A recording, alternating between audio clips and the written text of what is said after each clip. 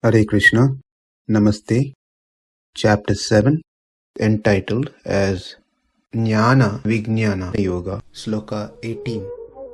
Udārāḥ sarva evaite, jñānī ātmaiva me matam, āsthitaḥ sahi yuktātmā,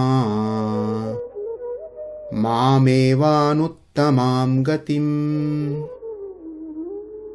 This sloka is simply further glorifies that jñānī who is outstanding, who is special. But this sloka has two parts. The first part is based on answering a question that raised in Arjuna's mind.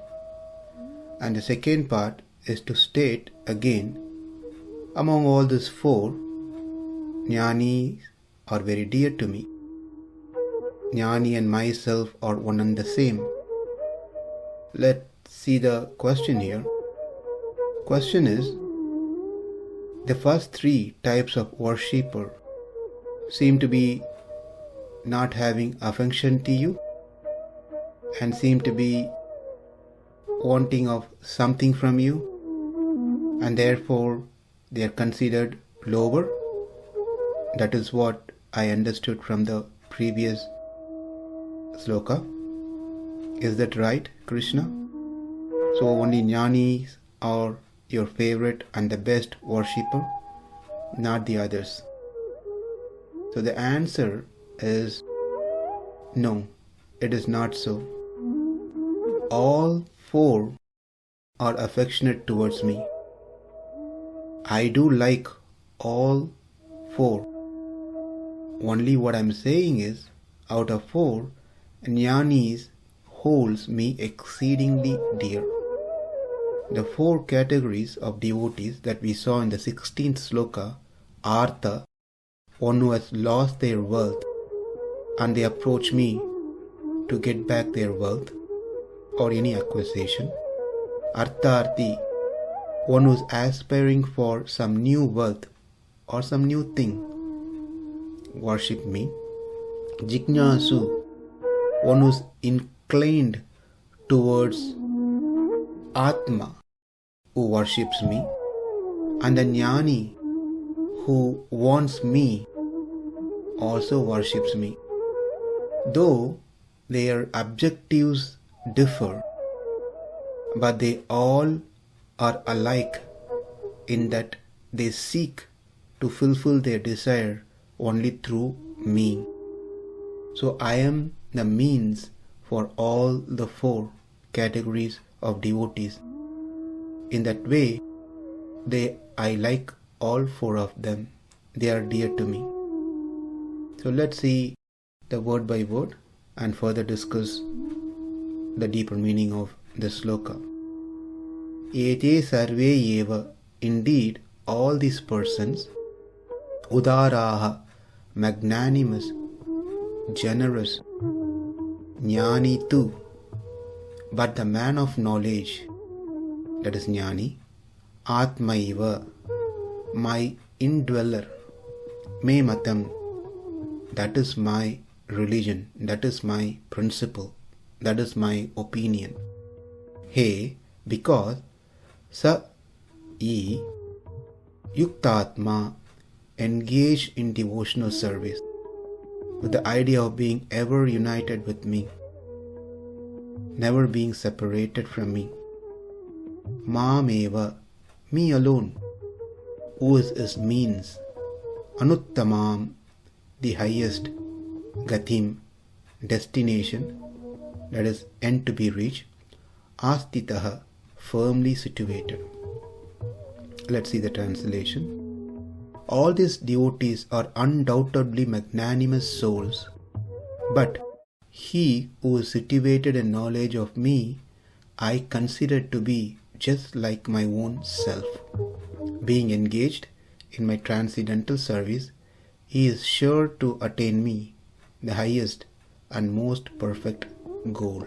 Now, in Amarakosha, a dictionary of Sanskrit, where it has all the words and different meanings to each word, says that udārāḥ. Udārāḥ means generous, showing the generosity. Magnanimous, or a person is called udārāḥ when he becomes a benefactor. So that is the meaning of udārāḥ. So the question is, how come Krishna calls these four udārāḥ sarva evaite? That is, all the four are magnanimous or generous or benefactors. They don't give anything. Rather, it appears that they ask from Krishna for something, what they lost, something new, having a vision of the self, or wanting of Krishna. So it seems to be they are all approaching Krishna. Then how can they be udārāḥ? They can be generous. They are not giving anything to Krishna or anyone. Rather, it is Krishna who should be called as udārāḥ, because he is the one who gives and fulfills what these four devotees wants from him. So normally the giver is benefactor or udārāḥ, and one who receives it is beneficiary. We know that. So the question, simple question, but deeper meaning. How come Krishna refers to the recipient of his grace as udārāḥ, as generous, as benefactor? I hope the question is clear. Let's see the answer. Giving or bestowing is contingent to there being a giver and a receiver. Either party alone cannot fructify the act, meaning both has to be present. There should be a giver. When there's a giver, there should be a taker, a receiver. If only one person is present, then it does not complete the whole thing. It is said during the time of Sri Ramachandra in Ayodhya, there were none to accept charity. When Rama was ruling at that time, there were no people in Ayodhya who would accept charity. The reason is because there is no poverty. Therefore, though there were people ready to give, generosity did not exist in Ayodhya because there were no people to take it, and they are not taking it because there is no poverty. So this is stated in Kamba Ramayana. Likewise, even though the Lord is prepared to bestow all kinds of benedictions, benefits, if none are there to pray to him for anything, to whom can he give? He is ready to give, but no one comes to him, no one prays to him, no one asks anything to him. So how can he give? How can his generosity shine?